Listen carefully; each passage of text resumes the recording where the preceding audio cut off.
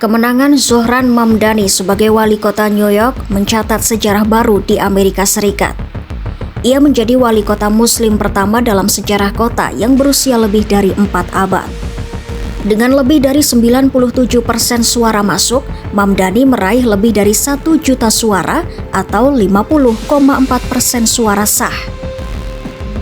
Angka itu bahkan lebih banyak dari gabungan semua pesaingnya, termasuk mantan gubernur New York Andrew Cuomo dan kandidat Partai Republik Curtis Sliwa. Namun di balik kemenangan besar ini, muncul reaksi keras dari Presiden AS Donald Trump. Trump bukan hanya menolak hasil pemilihan, ia bahkan mengancam akan menghentikan dana federal untuk New York jika Mamdani resmi menjabat.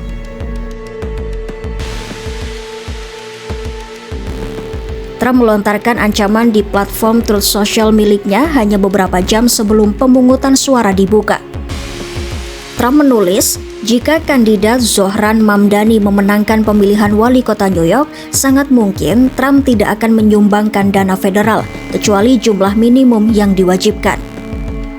Ia juga menuduh bahwa di bawah kepemimpinan Mamdani, New York akan menjadi bencana ekonomi dan sosial yang lengkap.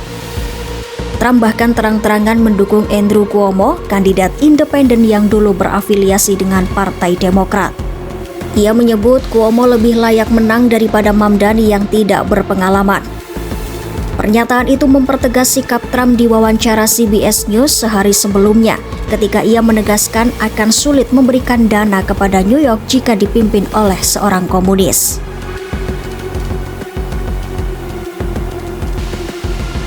Trump berulang kali menyebut Mamdani sebagai komunis, tapi klaim itu keliru. Mamdani secara terbuka menyebut dirinya sebagai sosialis demokrat, bukan komunis. Dalam wawancara di NBC's Meet the Press, ia mengatakan dengan tegas bahwa dirinya bukan seorang komunis.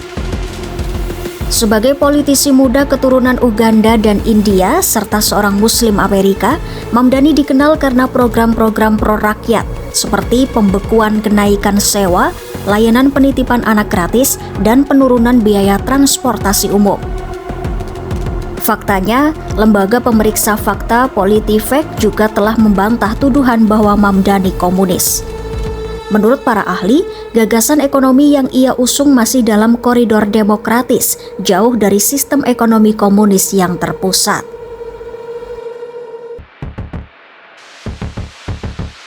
Yang menarik, Trump kini mendukung Andrew Cuomo, sosok yang dulu dikenal sebagai Demokrat keras kepala dan pernah menjadi gubernur New York dari 2011 hingga 2021. Cuomo sebenarnya sempat bersaing dengan Mamdani dalam pemilihan pendahuluan Demokrat, tapi kalah.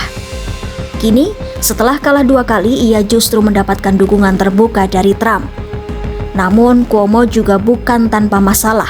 Ia sempat tersandung kasus pelecehan seksual, kehilangan jabatan gubernur, dan didenda karena pelanggaran pendanaan kampanye hingga ratusan ribu dolar.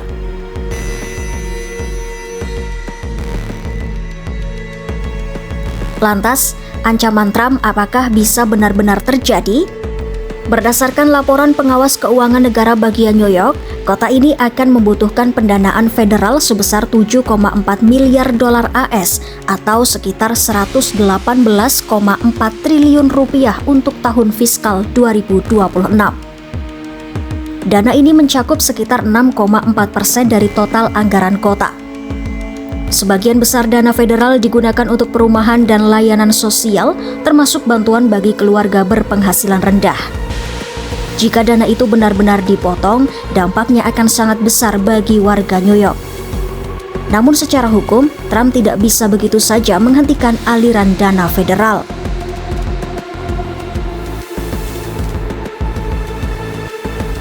Konstitusi Amerika Serikat menegaskan bahwa yang berwenang mengatur dana federal adalah Kongres, bukan Presiden. Pasal 1 bagian 8 Konstitusi AS memberikan kekuasaan kepada Kongres untuk memutuskan bagaimana uang negara digunakan. Presiden hanya bisa menahan dana maksimal 45 hari dan itu pun harus mendapat persetujuan dari Kongres berdasarkan Undang-Undang Pengendalian Penahanan tahun 1974. Artinya, Meskipun Trump ingin menghukum New York karena pilihan politik warganya, ia tidak punya wewenang penuh untuk menghentikan dana federal. Keputusan akhir tetap ada di tangan Kongres yang saat ini didominasi Partai Republik.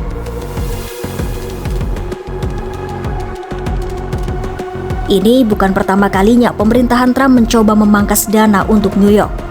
Sebelumnya, ia sudah memblokir hibah sebesar 12 juta dolar atau sekitar 192 miliar rupiah yang seharusnya digunakan untuk keamanan transportasi di sistem subway. Selain itu, sejumlah program sosial dan hibah publik juga sempat dihentikan sementara dengan alasan politik. Pengawas keuangan negara memperkirakan potensi kehilangan dana operasional bisa mencapai ratusan juta dolar per tahun jika kebijakan seperti itu berlanjut.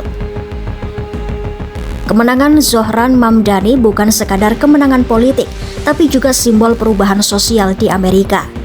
Namun, kemenangan itu juga memperlihatkan bagaimana politik identitas dan kekuasaan ekonomi bisa saling berbenturan. Trump boleh saja gerah dan melontarkan ancaman, tapi secara hukum, Washington tidak bisa semudah itu menghentikan dana federal hanya karena tidak suka pada wali kota baru. Apakah Mamdani mampu membuktikan bahwa politik bisa dijalankan dengan keberpihakan pada rakyat tanpa harus tunduk pada tekanan dari Gedung Putih?